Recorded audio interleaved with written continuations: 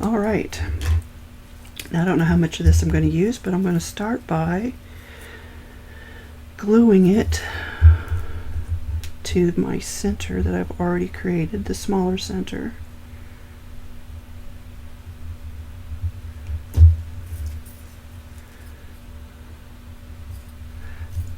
Glue on my fingers. And I just want to line that up with the bottom of the coil. Just kind of getting that glue going. Alright, so now I'm going to carefully try to wrap this. Oh, and I moved it.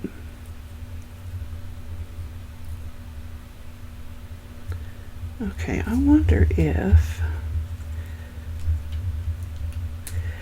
it'll roll like this. Oh, not really. And it's come undone again. Okay, try that again.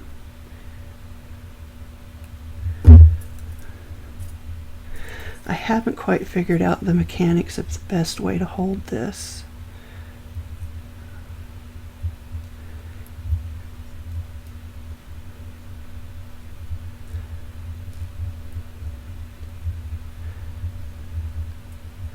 Okay, I'm just gonna try and do it this way. It does want to slip and slide a little bit.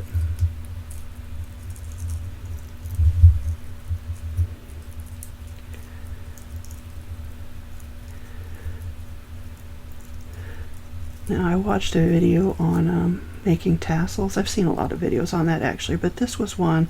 I just saw it today and I thought, oh, that's like the best video I've ever seen for that process. Because I've actually thought because I'm trying to use up a lot of my stash, my craft stash, and I have a lot. And I actually thought embroidery floss in the center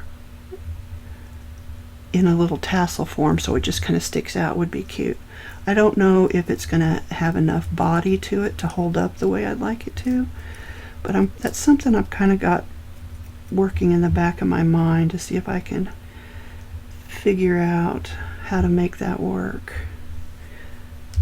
because I think it'd be really cute, kind of soften it up a little bit. I've seen people use the little flower centers, the stamens or whatever they're called.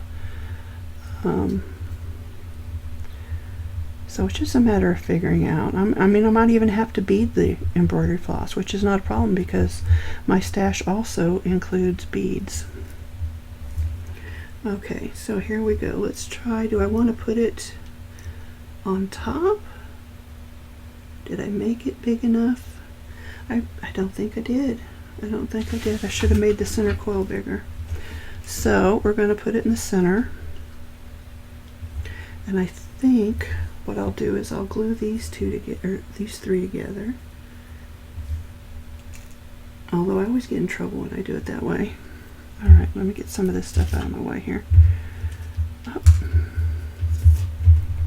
Okay, so I'm going to center this on that.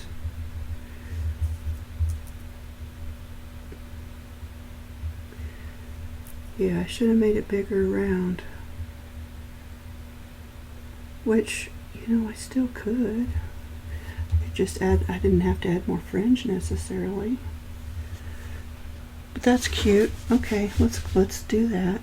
We'll put some glue on the tip here. Sorry, this video is getting way longer than I intended. And just push it into the flower center, flower center. Kind of give that a little pressure. Okay, do this same thing on the opposite side.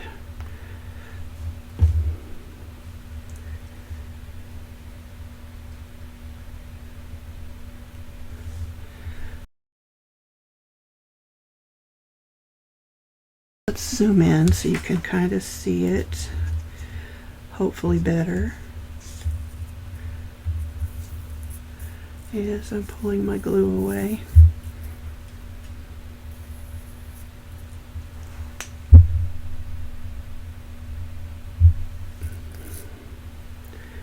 Okay, Make sure my glue's still doing its job. So when that's set up better, I will take and fluff this all out. I think in the meantime,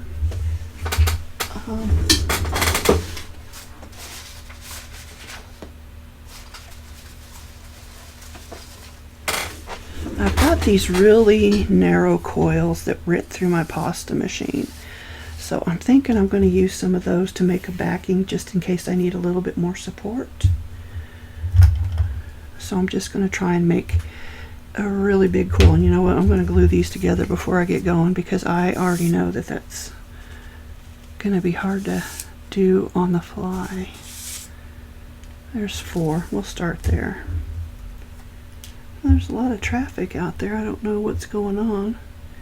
It's a pretty quiet little neighborhood and it's a dead end, but they keep driving by. I grew up in the country. First I lived in a small town and then we moved to the country. And so even though we lived not far off the highway, 1/8 of a mile maybe, we didn't have a lot of traffic right next to the house. So when I moved into town, suddenly I was like, what was that? What was that? Who's out there? And over the years, I really haven't lost that habit. If I'm near a window, I'm looking out to see what's going on. And my husband calls me jokingly Gladys Kravitz of the neighborhood. If you ever watched Bewitched, you know who that is. She was that nosy, really obnoxious neighbor. So he likes to tease me and call me Gladys Kravitz.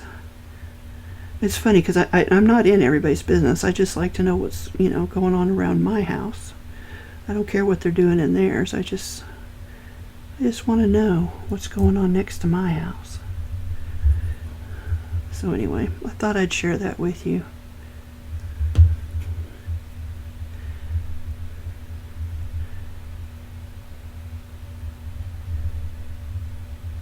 I think it was a sitcom from the 60s. It could have even been from the 50s and we were watching reruns in the 60s. I don't really know for sure. I don't want that. I want this.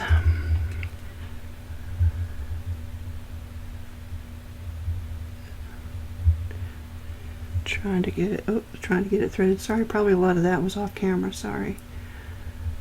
So I should have used my Quilling buddy because this is going to get kind of big. But I'll just try to keep. Oh, and I've done it now. You'd think I'd learn. I'm just going to straighten it out a little bit and try again.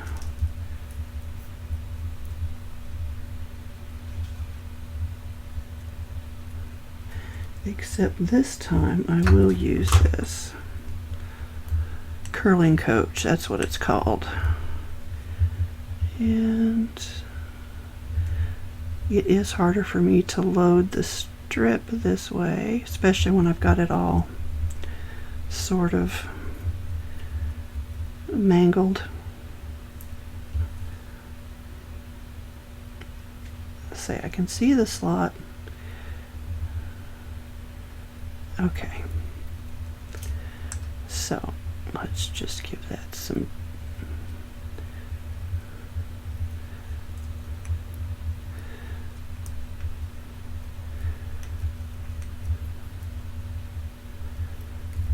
still not working. I think I got it to you know what, I'm going to start at the other end. I'm going to cheat, and maybe by the time we get to that we'll have relaxed a little bit, she said with a knowing smirk on her face, because it probably will not just relax on its own. Okay.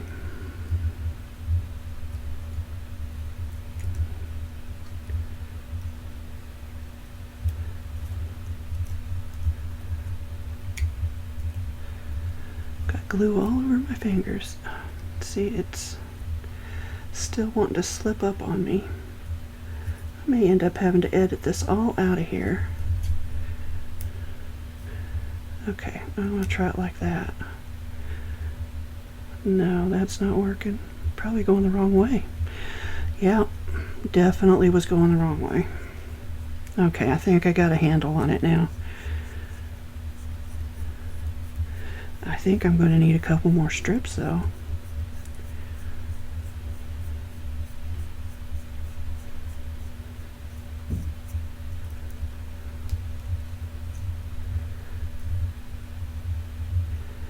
Just trying to get that kink out of there.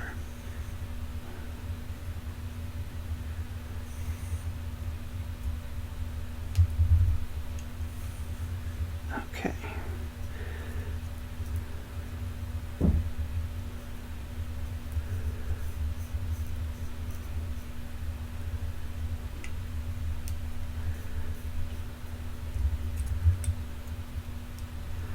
So I don't think that's big enough, so I'm going to add at least one more strip and try to get that tucked in there far enough that it doesn't want to come out. Oh, still didn't do it right. Okay, unroll you a little bit more.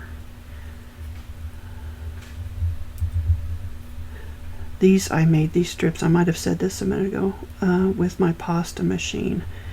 I did a little quick, it's not really a short, I don't really know how to make those. Apparently you got to hold your camera the other way.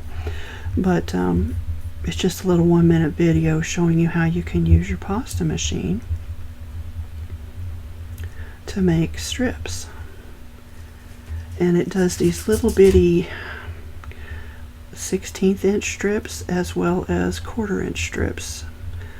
So if you like working with tiny little strips or 1/4 inch strips, and you have a pasta machine, I have one for my, I think that's big enough. I have one for my polymer clay, but I never use the spaghetti or fettuccine cutter, which is what you use for the strips before. So I thought, well, I have it. It came with my machine. I might as well check it out. I've done it before, but I forgot how tiny the narrow strips are. But if you like working with that, you know, that kind of tiny, then go for it. Okay, so I can either, sorry, getting rid of some of that dried glue there that was on my fingers. I can either cup it and see if it will shape up, or I can just leave it flat. But I'm going to try and cup it just to see. Could probably go a little faster than that. Now, yeah, it'll curl up a little bit. So I'm gonna shape this a little bit better.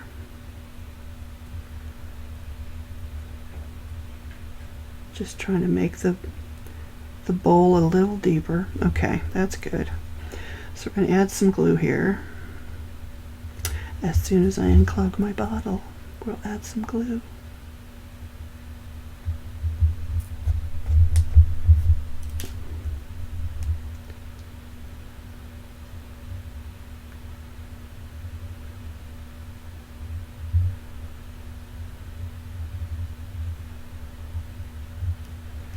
Alright, and then you can use a tool or your finger or whatever works for you to spread that out. So I'm going to let that dry and we'll come right back. Alright, I think the glue's mostly dried, and we're going to flip this over. Actually, I'm not going to do that yet. I'm going to fill this little bowl or cup or whatever you want to call it, probably a bowl, with more glue,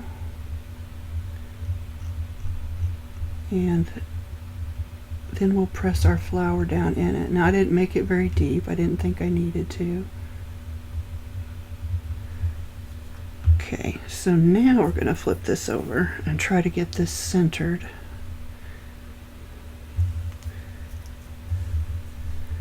not centered.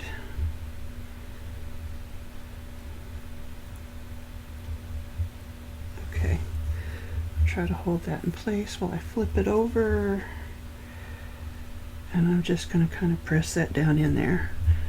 See if I can get these, oops, see if I could get these petals to kind of pop up a little bit, but I did not let my glue dry long enough. I thought I did. Well, that's okay, you know.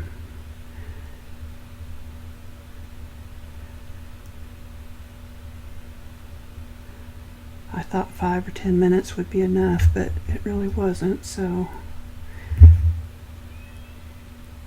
Even sitting here under the fan, no less. But it still turned out really cute. I'll wipe the dried glue off my fingers. No craft room's complete without baby wipes. Okay. So I don't think I messed my petals up too much while I was playing with it.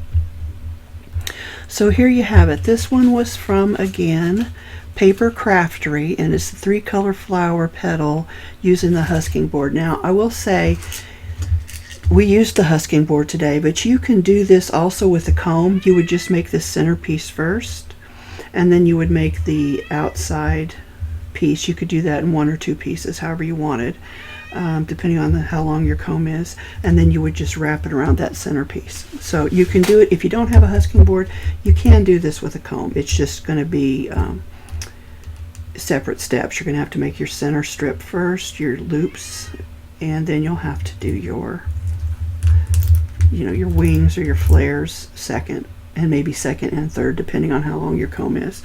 But you can do it without the husking board. So here we go. We've got our completed flower. I think it's pretty. I tried to use some, you know, like I said, different colors from my normal color palette. I like it. It's pretty. So there you have it. We will do something different tomorrow. Another flower, perhaps. Probably. Who am I kidding? It'll be another flower. I just don't know what kind. I kind of want to redo the one I did yesterday. I'm kind of feeling like I need to do that in blacks and whites. This one I think would also be pretty in black and white. We did a black and white one before. Let's see if I can get that in there. And I really do like that look, so maybe we'll just recreate a couple of these with the black and white colors, because I do think they're pretty. I might try and make this one a little smaller, just because it's a little bit on the big side. Of course, I could have used 5 petals instead of 6, and that would have helped, but yeah, I think that's what we'll do next. So sorry for this really long-winded video. It didn't go as smoothly as I'd hoped, and maybe when I'm editing I can cut some of that out. I will certainly try. But anyway, thanks for joining me, guys. I hope you're enjoying this quilling series. Like I said, I'm just getting back into it. I hadn't done it for years. I'm really enjoying it. I think it's a lot of fun, and it's not something that's so stressful that you have to be worried about perfection. So that's probably really why I like it. Anyway, thanks for joining me. I hope you guys have a very happy, crafty day, and I will be back tomorrow.